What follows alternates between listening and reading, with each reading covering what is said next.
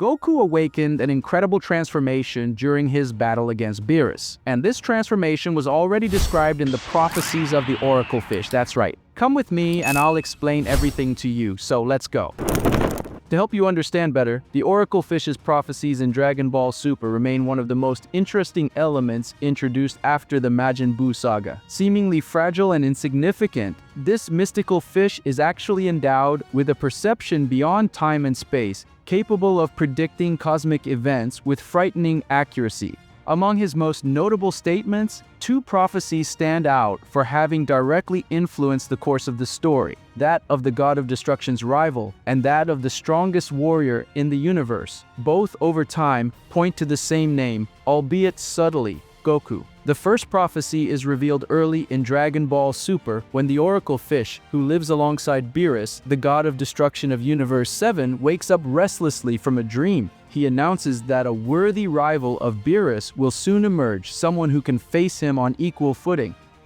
This premonition is the trigger that leads Beerus to leave his long rest to search for such a being, instigated by his dream about a Super Saiyan God.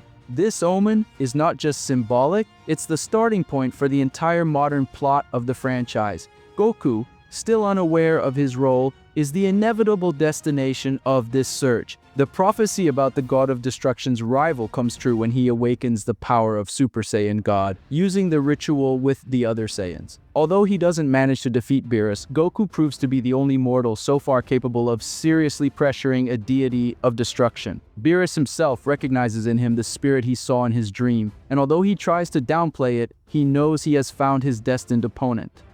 But the essence of the prophecy wasn't just in a confrontation. The key word was rival, not enemy. And rivalry in the world of Dragon Ball has always been something that pushes warriors to new limits.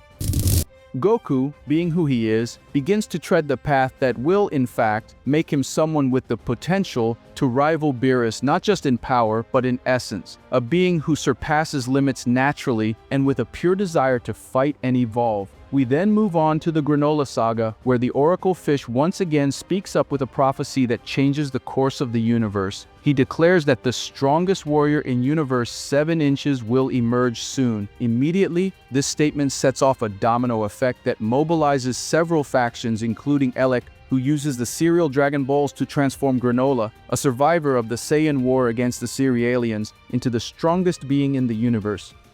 For a brief moment, Granola seems to fulfill this prophecy. His strength is colossal, surpassing Goku and Vegeta with ease. However, there is something unstable about his power. It was obtained artificially through a wish. Although powerful, he lacks control and natural evolution. Shortly after, we have the rise of Gas, Elec's younger brother, who also becomes the most powerful through the same method. And once again, the title of strongest proves to be fleeting and artificial. The rise of Frieza in his black form during the final events of the Granola Saga seems to resolve the prophecy for good, at least superficially. He appears devastating, capable of obliterating Gas with a single blow and of surpassing Goku and Vegeta even in their most advanced forms. His new power is the result of training in a dimension where time runs faster. He didn't just get stronger, he surpassed his limits with real effort, just as Goku does. Many interpreted that the prophecy finally referred to Frieza. But there's a fundamental error there. The Oracle Fish spoke of the strongest warrior in the universe, and Frieza at this point is already outside of that scope. He trained in another dimension for 10 years. He's no longer a simple mortal from Universe 7. He's a rising aberration, an interdimensional threat. What many don't realize at first glance is that the prophecy isn't fulfilled the moment it's announced, but rather when it reaches its point of maturation. And Goku, after all these battles, after having awakened Ultra Instinct in a more refined way, isn't just a warrior with great power. He's a being who is on the path to becoming one with the very art of fighting. Whis himself recognizes that Goku is on a different path from all the others, neither above nor below, but beyond. A state where he doesn't depend on forms or transformations, but on his pure understanding of combat and harmony. By the end of the Granola Saga, Goku is no longer just a user of Ultra Instinct. He's learning to mold his unique version of this power, breaking with divine rigidity and making it a part of his identity. This is something that not even Whis predicted, something that not even the gods fully understand. And at this point, the Oracle Fish's prophecy takes on its true form. The strongest warrior in the universe isn't the one with the most raw power, but the one whose essence is invincible because it is in constant motion, growth, and reinvention. This warrior is Goku. Goku's journey is the fulfillment of both prophecies. He is the worthy rival of Beerus, not because he can beat him now, but because he is always one step closer with pure motivation. And he is the strongest warrior in the universe, not due to absolute strength, but because he is the only one who will always find a new level, a new form, a new philosophy of combat. Thus, the Oracle Fish, with his seemingly simple words, has become one of the most faithful narrators of Dragon Ball Super's destiny. His prophecies don't point to warriors who simply shine for a brief instant, but to the one whose flame burns ceaselessly, elevating the universe with him. And there's no doubt that someone is Goku. And while the gods watch, intrigued by the power of a mortal who defies even the infinite, the universe remains silent, knowing that the legend of the Saiyan who never stops evolving is far from over. After years of battles, defeats, and overcoming, the truth finally took hold. Goku is the strongest being in Universe 7. There are no more doubts, no more assumptions. He has reached a state of power that cannot be ignored, even by those who once saw him as just another talented mortal. The Oracle Fish's prophecy was fulfilled in a definitive but also unexpected way. It wasn't through a wish, as in the case of granola or gas, nor through a dimensional artifice as with Frieza. Goku's power is pure, real, and earned. And it was in this new form that he did the unthinkable. He humiliated Beerus, the god of destruction, in a long-awaited rematch.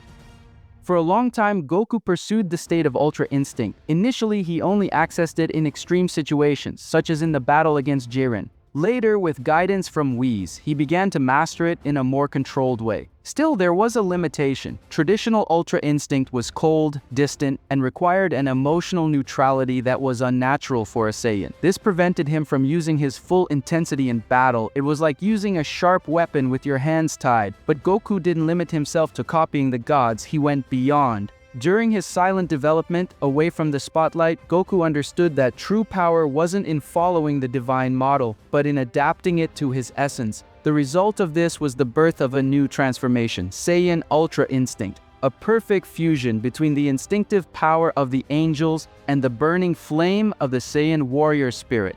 This form not only retains the fluidity of Ultra Instinct, but intensifies it with the aggression, emotion, and explosion of Super Saiyan. The instinct is no longer neutral, now it vibrates with Goku's heart. The form is unique. Goku's hair stands up as in Super Saiyan, but his strands shine with a silvery glow with golden tips, as if the entire universe is flowing through every cell of his body. His eyes combine the serenity of Ultra Instinct with Saiyan determination. The aura is intense, flaming, but harmonious, a dance between control and fury. When he takes on this transformation, time seems to slow down, the space around him trembles, and the gods, who once smiled with superiority, now watch in silence. The rematch against Beerus was no longer just a fight. Goku wasn't fighting to prove anything, he just wanted to fight, as he always did. But this time, the roles were reversed. Beerus, even with his absurd destructive strength, was slowly pressured. Blow after blow, Goku pushed him, not with arrogance, but with naturalness. He moved before Beerus even thought of acting. The dance of Ultra Instinct became ferocious, more and more intense, fueled by the uncontrollable energy of the warrior race. Beerus tried to use his most destructive attacks. He created spheres of annihilation that could erase entire moons with a touch, but Goku deflected them with the backs of his hands with no visible effort. In an iconic moment, Beerus tried to hit Goku with a direct Hakai, the same attack that could erase a being from existence. Goku not only resisted the Hakai but absorbed part of its energy, returning it in a transmuted form, as if he had tamed destruction itself. Whis, who was watching from a distance, just crossed his arms and murmured, "So this is how it ends." And it ended. Goku defeated Beerus. He didn't destroy him or humiliate him in the literal sense, but he surpassed him clearly and objectively. He left him fallen, panting, not with anger, but with a slight smile on his lips. For the first time, Beerus understood what it was like to be in front of someone who had broken all barriers. The prophecy didn't say that Beerus's rival would defeat him. It said that he would come, and now he's here, standing, looking forward, stronger than any god expected. With Saiyan Ultra Instinct, Goku not only surpassed a god, he redefined the very concept of limits. There are no more comparisons with the past. Super Saiyan, Blue, traditional Ultra Instinct, all of that was just a ladder. The new form isn't a temporary transformation, but a natural extension of who he is, and that's why he is now the strongest. Not because he has more raw power, but because his evolution is inevitable, continuous, and above all, uncontrollable. Vegeta recognized this. Even proud, he couldn't help but admit that Goku had achieved something no one ever had. Not even the gods have a form like this. Not even the angels, with all their mastery, possess such a fusion of instinct and emotion. It's a new paradigm, a new era. The gods of Universe 7 fell silent, and the other universes began to pay attention. The mortal who defeated a god of destruction, the same mortal who already defeated Jiren, surpassed Broly, and survived Black Frieza's attack. The news spreads. It's no longer a legend, it's a fact. The strongest warrior in the universe is among us, and his name is Son Goku. No longer a mere Saiyan, no longer a Z warrior, but the being who surpassed the gods themselves. The one who was born a frail baby sent to a low-class planet and became the ultimate symbol of strength. The prophecy was fulfilled. Goku is Beerus' rival, and more than that, he's now his shadow. The figure that makes even the gods hesitate. The entire universe knows, as long as Goku exists, there will always be someone breaking the impossible. And deep down, even Beerus smiles. Because, even defeated, he understands. His rival has finally arrived, and he is exactly as the Oracle Fish said, a mortal capable of touching the infinite. All of this is, without a doubt, incredible. It's almost impossible to imagine that naive boy who flew on a magical cloud with a staff on his back and an insatiable appetite would one day be the pinnacle of power in the entire universe. And it wasn't by fate, nor by some divine gift. It was by effort, by constant overcoming, by falling, getting up, falling again, and continuing to smile. Goku transformed every defeat into momentum, every pain into motivation, every limit into a starting point. And now, before the gods themselves, he shows that true evolution is born from within, and it never stops. Seeing Goku reach this new level is more than exciting, it's historic. It's the consecration of decades of fights, losses, and discoveries. Saiyan Ultra Instinct isn't just a powerful form, it's a symbol of Goku's essence. A warrior who never gives up, who learns even from the enemy, who always seeks to protect others, and above all, who fights for the love of battle. To see this flourish so explosively and yet so controlled is like watching the Dragon Ball story reach its most perfect climax. And the most incredible thing is that this new transformation doesn't represent the end but a new beginning. Goku always finds a way to surprise, and if he managed to unite divine instinct with the pure power of Super Saiyan, what else will he be able to achieve from now on? Will he one day surpass even the angels themselves? Will Whis, or even the Grand Priest, begin to see Goku not just as a promising warrior but as an equal? The fact is that the sky is no longer the limit. For Goku, there's no more ceiling. He even destroyed the expectations that the gods had about what is possible. Universe 7 has changed forever. The other universes now look here not with disdain, but with respect, maybe even fear. The strongest warrior of all is not a god, not an angel, nor a mythological creature. He is a mortal, a pure-hearted Saiyan who earned his place at the top not by title, but by merit. And that's simply unbelievable. It is the greatest proof that the impossible can be broken, that prophecies are not the end, but the announcement of something great. And Goku is the living realization of that greatness. But comment on what you thought of all this, and don't forget to like. Thank you very much for all your support, and until next time,